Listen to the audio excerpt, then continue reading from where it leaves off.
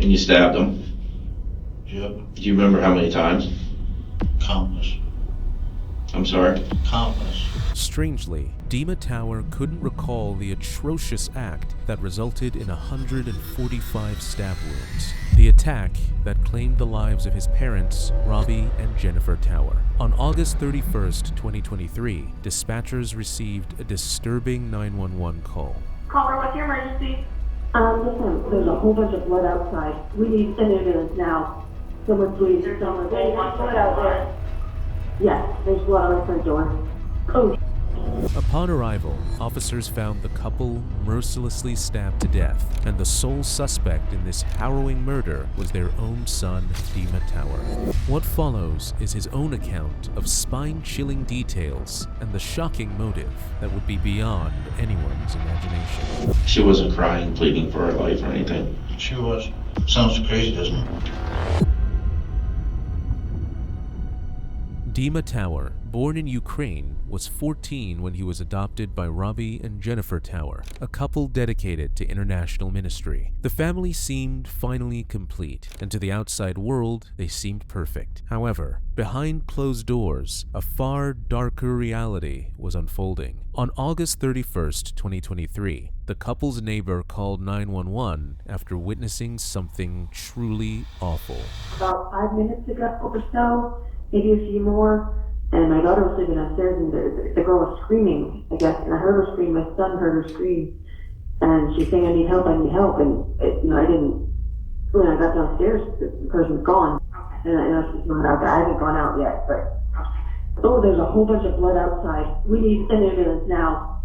Someone please, someone. There's blood out there. Yes, there's blood on my front door, on my front steps. Oh, Okay, I need blood on the front door. okay, I need you to lock the door and stay in the It's locked, it's locked. When the deputies arrived, they located Dima outside the house, loading items into his car. As they warned him to stop, he immediately fled from the scene, leading officers on a frantic chase. While some officers raced to follow Dima, others began assessing the scene, which was unlike anything they had ever witnessed. 3/12 Northport, just signal 14. I have a lengthy blood trail going to several houses. I'm continuing to search, but there's a very large amount of blood throughout this. So basically, I followed the blood trail from there. It comes here. It almost seems like they left out here and walked right over there and then jumped in the car. The blood trail became the dreadful route that led officers to the couple's house. Inside, the house was in disarray, with blood splattered in every corner. But the nightmare wasn't over yet. Officers discovered both Robbie and Jeniffer laying face down, drenched in blood, fatally stabbed to death. Meanwhile, as officers were following Dima, they used spike strips to puncture his car tires, eventually disabling his vehicle. Dima immediately got out of the car and ran into the nearby woods. Although police conducted a 7-hour search operation, they were unsuccessful in locating Dima. The next morning, a store manager at a gas station called 911 reporting a suspicious man inside the store. When officers arrived, they found Dima exiting the store with blood still on his hands and dirt on his clothes. He is arrested at the scene and brought in for questioning. However, the forthcoming sickeningly disturbing revelations will transform the case into one of the most gruesome murders a son has ever committed. Do you watch TV? Not really. Alright, have you ever seen cop shows and movies? So a Miranda Yeah, that's warning. how I know how to get away from you real well. You evaded us for many hours. So you're pretty good at what you were doing. So either you study how to avoid cops or I don't study that. No. Instincts. just instincts. I have kids. I have kids that are around your age also. So I try to treat everybody like I would want somebody to treat my kids. You understand? So whatever happened last night,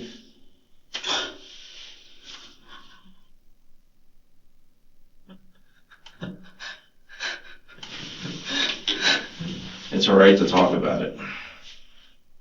I'm not the one to talk about it. No. I'm not the type of young man that will talk about it. No? You don't want to give your side of the story? It was wrong, that's it. So what happened last night that made you want to do something? Rage. Rage has to come from somewhere, Yeah. there has to be some reason. It's a lot of rage to keep bottled up.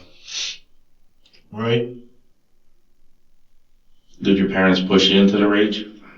We weren't really like family anymore. They weren't family anymore? Yeah, Did they because change? We've been through so much shit. Yeah. We've been arguing and going back and forth.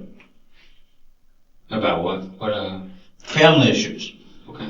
There's no easy way around this, Dima, okay? It's either your side of the story or we just go with what the scene says. But I think that there's a lot more to it. There is. So why don't you just try to see if we can understand what... But what does it get us? I don't know what it's going to get us.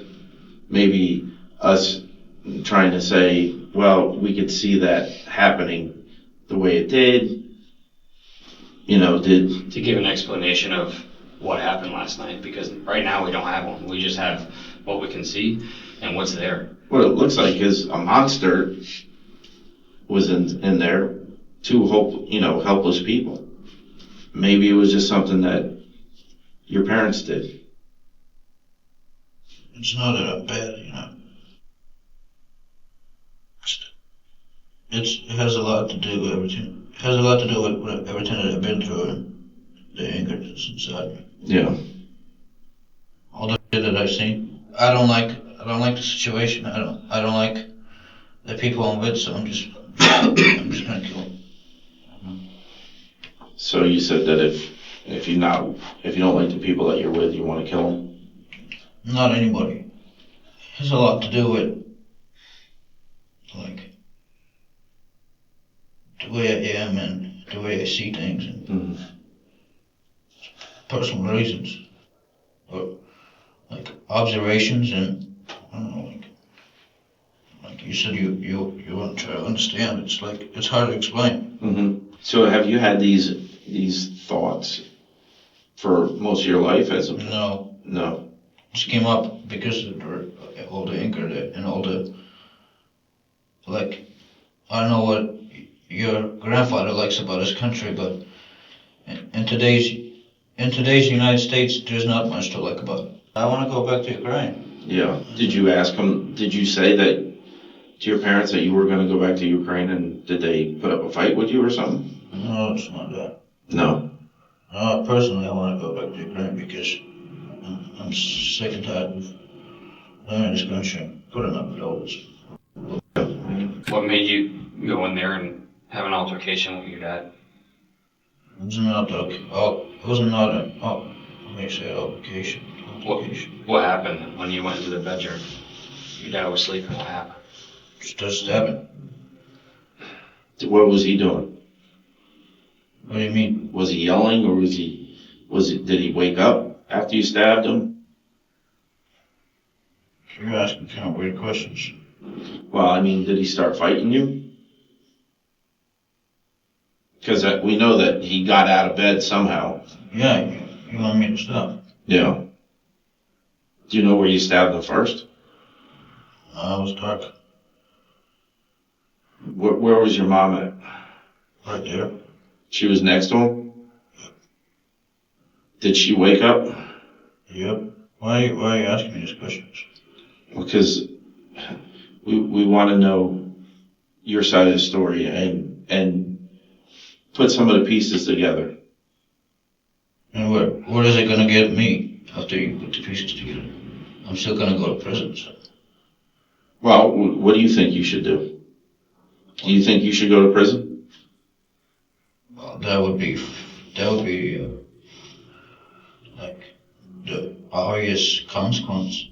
Despite knowing the grave consequences of this unimaginable crime, one that would leave anyone shattered, Dima's astounding behavior sets him apart. His calmness and lack of remorse for his parents illustrate his deep-seated resentment stemming from a far grimmer reality. Dima was only 4 when his biological father abandoned him and his mother, which deeply impacted his childhood. What worsened the situation was when Dima lost his mother as well, and he was sent to foster care before being adopted. These traumatic experiences most likely contribute to attachment difficulties in individuals, affecting their behavior. These unsettling details have merely scratched the surface of a far more terrifying truth, one that will gradually unravel with each revelation. Now, Dima is about to recall each bone-chilling detail, the disturbingly painful moments of his parents' lives leading up to their merciless end in an inhumane act.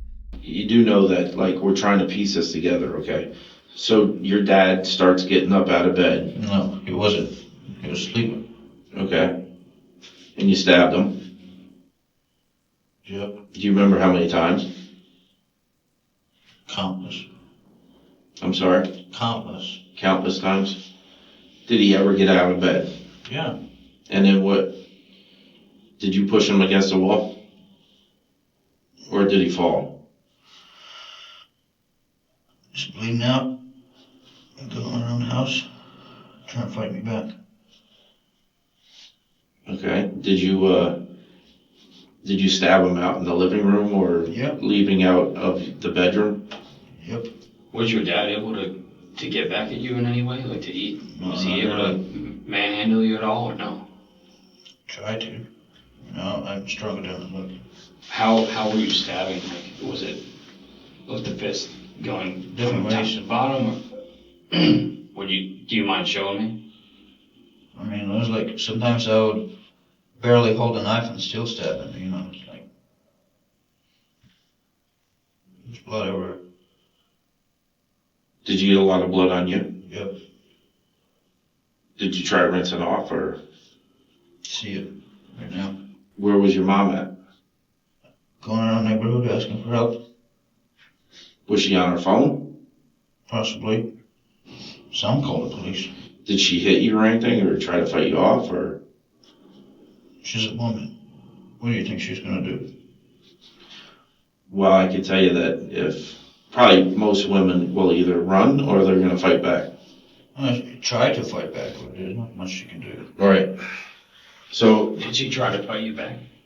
A little bit. and then did you stab her? You already know I stabbed both of them. Like, why are you asking me questions that are obvious? Questions that you already know. I don't know for sure what happened in there. That's Well, you know that I stabbed both of them. Like, you're asking me, did I stab her? You know I did.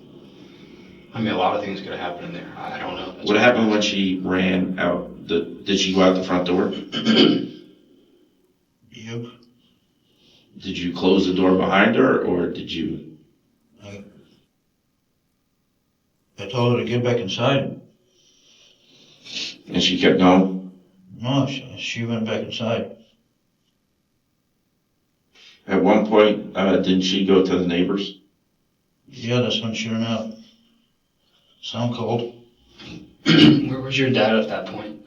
Dead. So you're trying to get my side of the story, but I just brutally stabbed my adopted parents. And like, what is there to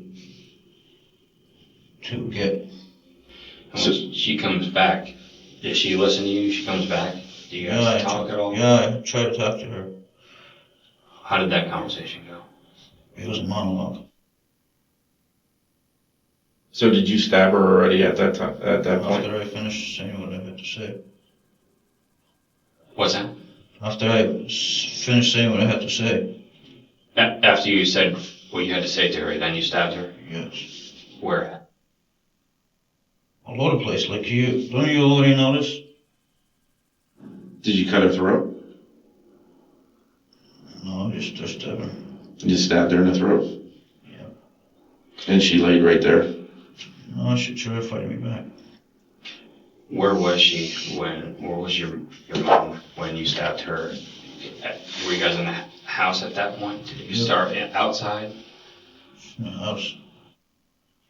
All this All the times that you stabbed your mom was inside the house? Yep. Okay. Where at? In the living room, the bedroom, the kitchen? Living room. And you were talking to her, and Yeah. what was she saying back? Pretty much nothing. She wasn't crying, pleading for her life or anything. She was. She was. So you stabbed her in the throat? Was that the last time you stabbed her, or you kept stabbing her? Kept stabbing her. At one point, did you go get the other knife? When I lost the first one. Was that on your father? Yep. How did your mom make it from the couch to where she's laying on the floor? She fell down. Like she stood up and... Yep. Did she crawl at all? Was she able to try to get away from you, or? Yep. Yeah. Was she trying to crawl to your dad? Possibly. Sounds crazy, doesn't it? Well, it's your story, so... Well, it's still a pretty crazy story, though. Like I just said, it's stupid. The reason for why I did this is stupid.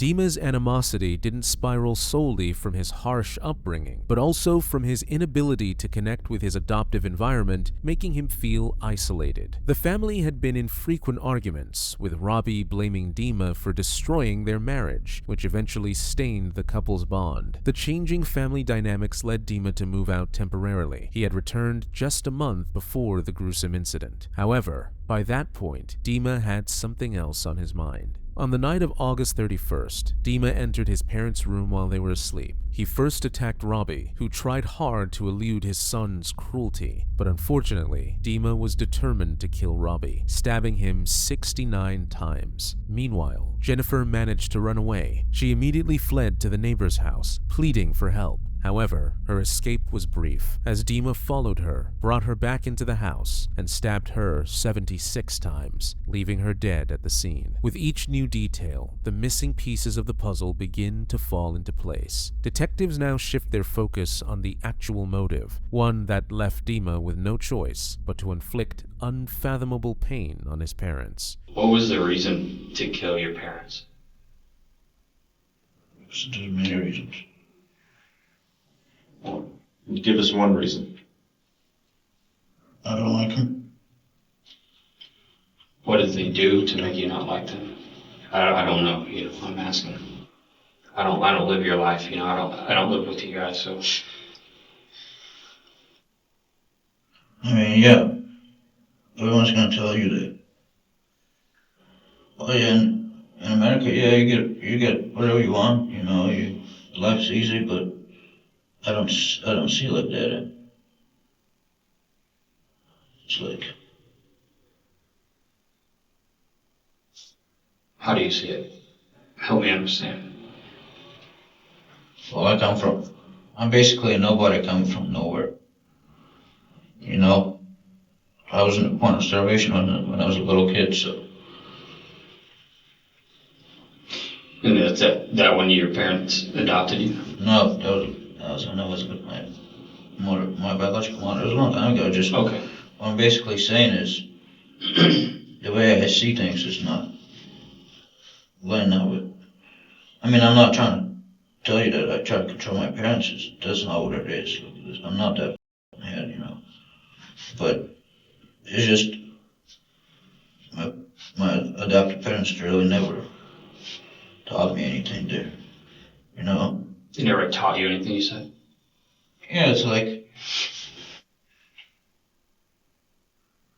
I feel like I'm like a self-learner, like I basically tell myself like what to do or not to do, and like when I first came to this country, I wasn't like, I didn't like the way I was treated, and yeah, I misbehave a lot, but it has nothing to do. After I got older, it's like I said, it's stupid. Do they not? The reason is stupid. Well, it's not stupid to you, though. It is. Why would I say it's stupid if it wasn't stupid to me? Well, The reason that I killed him is stupid. Yeah. So did they adopt you from Ukraine? Foster care. Foster care. So you came over here and was put in foster care? No, I was foster care because my real mother died, and my family picked me up, and then the truth is they didn't want to put up with me for some reason, you know. Mm-hmm. Your real family just want to put you in foster care and forget about you. Did your adopted family love you? Like, did it seem like it, or? Yeah, they love me, but at the same time, At the same time, it was not always about love and family. It was like controlling, and like them controlling you, or sometimes how so? Like, physically, or No. mentally, or telling like you what you can and can't do, or? who's the household of the house? Who's the household in the house? I mean, The man is, yeah, right? it's different whoever you ask, you know. Well, it's different wherever we ask because this country is so f***ed up, but the answer is man. And you know, my mom and my adopted mom would, sometimes act like she's the household, Mm-hmm. the house, the Head of the household. head of the household. Yeah. Whatever, like. I mean, sometimes women, they feel like. Yeah, I know. So did that set you off? No, it was just like I was just telling you, it's just many reasons. Yeah, it just. That's just one of the Yeah. reasons. Something had to set you over the edge, man, about last night with your dad. Like, for you to go in there, your adopted dad, and go in there and do what you did. Like, what? It's a lot of shit. Was that? What? It's some things that don't relate to it that set me off. Like what? Like just being tired of, like I just said, being sick and tired of putting up the bullshit that this country has to offer.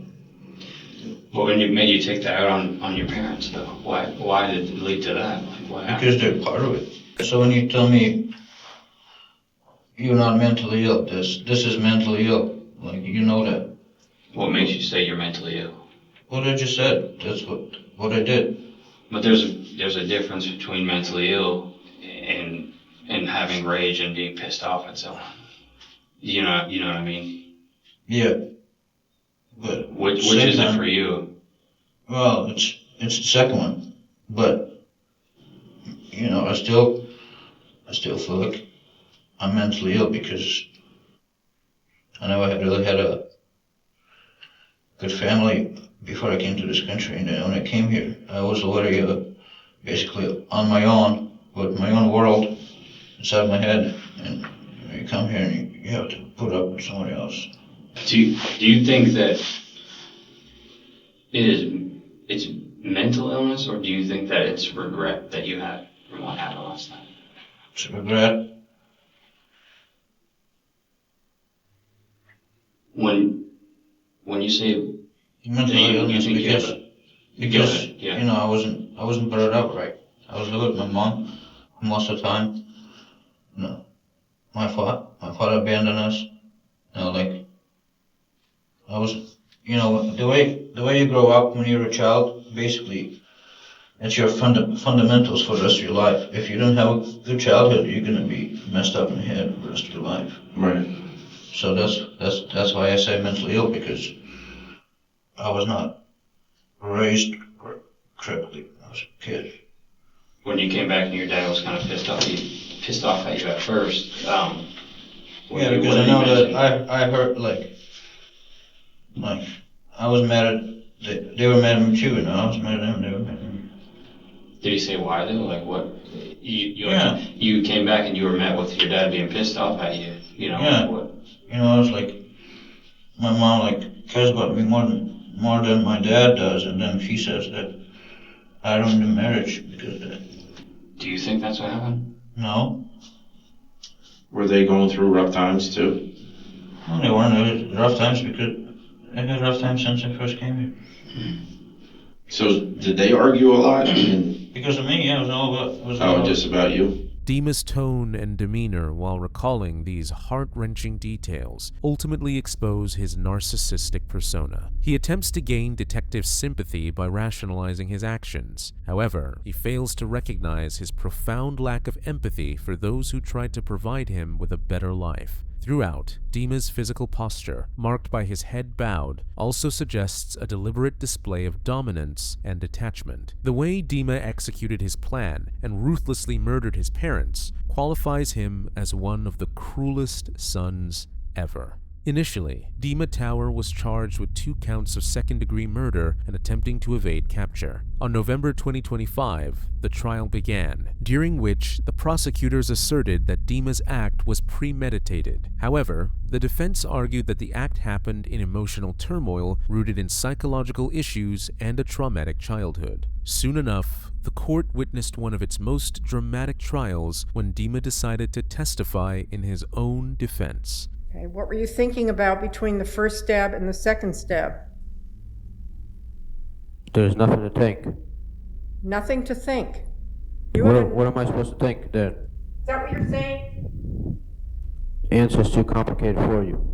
Ultimately, Dima's own testimony and ample incriminating evidence indicated his intent to kill his parents rather than acting on an impulse in the heat of the moment. This led to upgrading his charge to first-degree murder. Dima was found guilty of first-degree murder and attempting to elude police, and sentenced to 2 consecutive life terms without parole. He was sentenced to an additional 5 years in prison for fleeing the police, which will be served concurrently.